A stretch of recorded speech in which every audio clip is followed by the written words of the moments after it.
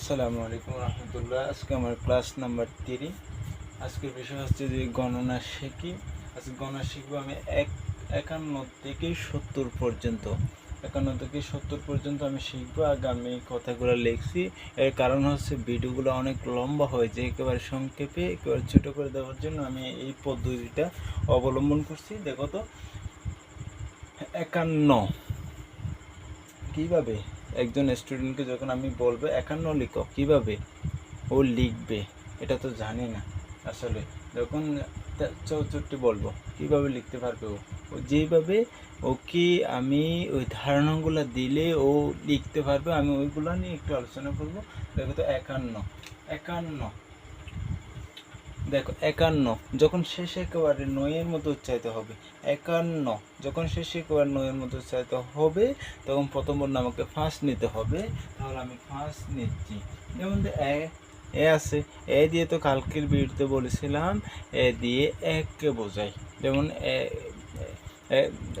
এক এক লেখার সময় প্রথম সুরবর্ণ এক, এবং এরপরে 11 লেখার সময় সুরবর্ণ এক, এরপরে 21 লেখার সময় সুরবর্ণ এক, এইভাবে যায়। এই জন্য এ থাকলে আমি এর জন্য একটা কি নেব, এক নেব। হয়েছে 5 10 1 51 হয়ে গেছে। এরপর লিখবো 5 10 2 52। কীভাবে লিখবো 52? দেখো 52 শেষে নয়ের মতো উচ্চারিত হচ্ছে। আমি বলছি শেষের যখন নয়ের মতো উচ্চারিত হবে তখন শুরুর বর্ণটা আমাকে কী নিতে হবে, ফার্স্ট নিতে হবে। যে যতগুলোর মধ্যে শেষে নয়ের মতো উচ্চারিত হয় ততগুলোর জন্য ফার্স্ট একটা নিয়ে নিই। দেখো এটার মধ্যে নয়ের মতো উচ্চারিত হয় এই জন্য ফার্স্ট নিয়েছি। এটাতে নয়ের মতো উচ্চারিত হয় 53, এই জন্য এটার জন্য একটু ফার্স্ট নিয়েছি। এটাতে 54 শেষে নয়ের মতো উচ্চারিত হয় 54, এই জন্য শুরু বর্ণ একটু ফার্স্ট নিয়েছি।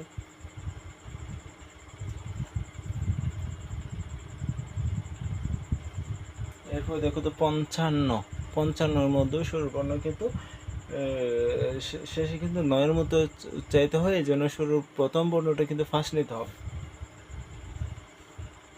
এরপরে 56 মধ্যে সে 56 মধ্যে শেষে নয়ের মতো উচ্চারিত, এই জন্য আমি প্রথম বর্ণ ফার্স্ট নেব, এখানেও ফার্স্ট নিতে হবে। তাহলে 58 মধ্যে নয়ের মতো উচ্চারিত হয়, এই জন্য প্রথম বর্ণ ফার্স্ট নিতে হবে। 59 এরপর 60, ওইদিকে যাচ্ছি না, আগে জাস্ট এতগুলো 58 পর্যন্ত আগে ক্লিয়ার করবে। এরপরে একটু এদিকে যাচ্ছি। দেখো 52 বলছি যে স্বরবর্ণ যখন ব থাকবে ব দিয়ে 2কে বোঝায়। যেমন 12তে ব আছে স্বরবর্ণ, 22-এ ব আছে, 32-এ ব আছে। এই জন্য যখন স্বরবর্ণ ব থাকবে তখন 5-এর পরে একটা কি নিতে হবে, 2 নিতে হবে। এরপর দেখো তো 3 আছে, এরপরে 53 তো আছে না স্বরবর্ণ, 3-এর মধ্যে তো আসে শুরুতে, 13-এর মধ্যে তো আছে, 23-এর মধ্যে শুরুতে তো আছে। তো থাকলেই আমি ওটার জন্য একটা কি নেবো, 3 নেব। এরপর দেখো তো 54 এখানে প্রথম স্বরবর্ণ 4-এর ছ আছে, 14-এর ছ আছে, 24-এর ছ আছে, এই জন্য ছ দিয়ে 4কে বোঝায়। এই জন্য আমি ছ যখন থাকবে তখন ছর জন্য একটা 4 নেব। এরপরে প দিয়ে 5কে বোঝায়, 5-এ প আছে, 15-তে প আছে, 25-এ প আছে, প দিয়ে 5কে বোঝায়। এই জন্য আমি 5-এর পরে একটা কি নেব, 5 নেব। এরপর দেখো 56 ছ দিয়ে 6কে বোঝায়, ছ। 26-এ ছ আছে, 36-এ আছে, এই জন্য ছ দিয়ে 6কে বোঝায়। এই জন্য 5-এর পরে একটা ছ নেব।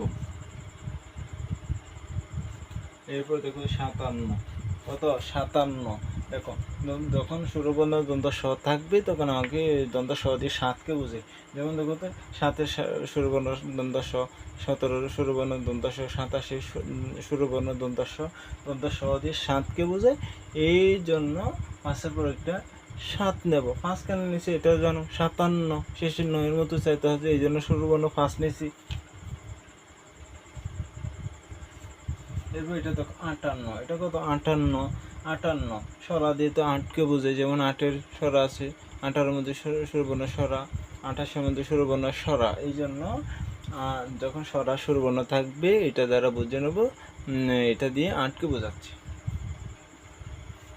এরপরে দেখো 59 কত, 14 কত, 60 না? হ্যাঁ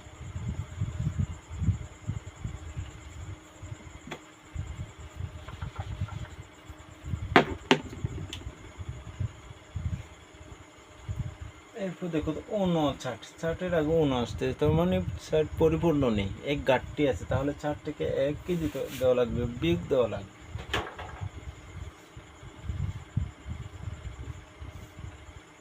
শূন্য থেকে 1 যাবে না, এখানে 1 উদাহরণ নিতে হবে। 10, 10 থেকে যখন 1 চলে যাবে 9 থাকবে, এখানে আছে 5, কারণ 6 দেখা যাচ্ছে, 1 তো উধার দিয়ে দিছে, এটা বাদ দেওয়া লাগবে, 59 হয়ে গেছে। 5, 10, 9, 59। এরপর দেখো 61, যখন শেষে ছোট্টির মতো উচ্চারিত হবে, যখন শেষে ছোট্টির মতো উচ্চারিত হবে তখন প্রথম বর্ণ 6 নেব। 61, 62, 63, 64, 65, 66, 67, 68, যখন ছোট্টির মতো উচ্চারিত হবে, শেষে যখন ছোট্টির মতো উচ্চারিত হবে তখন প্রথম বর্ণ 6 নেব।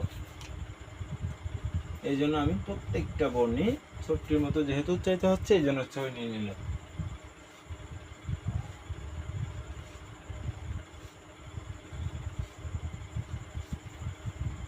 এরপরে দেখো তো 61 দিয়ে তো বলছিলাম 1 কে বোঝায়, এই জন্য 6 এর পরে 1 দিতে হবে। এরপরে দেখো তো ব দিয়ে তো 2 কে বোঝায় বলছিলাম, 12-তে ব আসছে, 22-এ ব আসছে, এই জন্য 6 এর পরে 2 দিতে হবে। এরপর দেখো তো ত দিয়ে তো বলছিলাম 3 কে বোঝায়, 3-এ তো আছে, 13-তে তো আছে, 23-এ তো আছে, তাহলে 6 এর পরে একটা 3 দিতে হবে না, 3, 6, 10, 3, 63। এরপর দেখো তো চ দিয়ে 4-কে বোঝায় বলছিলাম, ছোট্টির জন্য 6 নিয়েছি, চর জন্য 4 নিতে হবে, চ দিয়ে 4-কে বোঝাই। এরপর দেখো তো ছোট্টির জন্য আমি 6 নিয়েছি, তো এরপরে পর জন্য 5 নিতে হবে না, 5-এ প আছে, এরপর 15-তে প আছে, 25-এ প আছে, 35-এ প আছে, এই জন্য আমি পর জন্য একটু কি নেবো, 5 নেব। এরপরে ছ থাকলে কি নিতে হবে, আমাকে একটা 6 নিতে হবে, 6-এর মধ্যে স্বরবর্ণ ছ। এরপর 26-এ ছ, 36-এ ছ, 46-এ ছ, এটা বুঝতে হবে। এরপরে 67, যখন 60-এর জন্য আমি 6 নিচ্ছি, দন্তাস্ব আছে, স্বরবর্ণ দন্তাস্ব দিয়ে 7-কে বোঝাই, 17-এর মধ্যে দন্তাস্ব আছে, এটা আগেই বলছিলাম আমি। সরা দিয়ে তো 8-কে বোঝাই, এটা বলছিলাম। দেখো 69, কত, 7 কত, 70-এর আগে কত আসতেছে, 9 আসতেছে, এর মানে হচ্ছে 70 পরিপূর্ণ নেই, তাহলে আমার কি বাদ দেওয়া লাগবে, 1 বাদ দেওয়া লাগবে না। 70 থেকে যখন 1 চলে যাবে, এইভাবে 70 থেকে যখন 1 চলে যাবে, 0 থেকে 1 যাবে না, এখানে 1 উদাহরণ, 10 থেকে যখন 1 চলে যাবে 9, এখানে আছে 6, 59 হয়ে যাবে।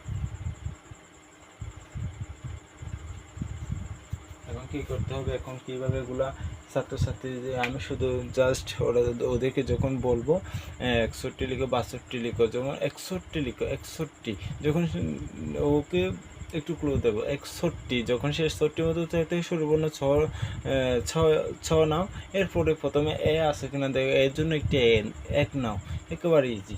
এইভাবে যেমন 5, 10, 51, 5, 10, 2, 52, 5, 10, 3, 53, 5, 10, 4, 54, 5, 10, 5, 55, 5, 10, 6, 56, 5, 10, 7, 57, 5, 10, 8, 58, 5, 10, 9, 59, 6, 10, 60, 6, 10, 1, 61, 6, 10, 2, 62, 6, 10, 3, 63, 6, 10, 4, 64, 6, 10, 5, 65, 6, 10, 6, 66, 6, 10, 7, 67, 6, 10, 8, 68, 6, 10, 9, 69, 7, 10, 70।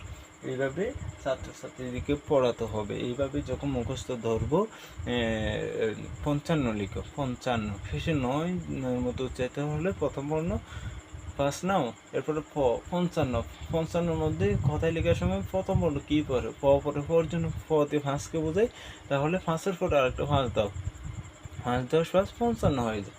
এইভাবে ছাত্রছাত্রীদেরকে যখন পড়াবো, ওরা আর ভুল করবে না। আজকের মতো আমার পরবর্তী বর্ণনা শিখে 51 থেকে 70 পর্যন্ত এই ক্লাসটা এখানে সমাপ্ত। আগামী ক্লাসে দেখা হবে সবার সাথে। আসসালামু আলাইকুম রহমতুল্লাহ।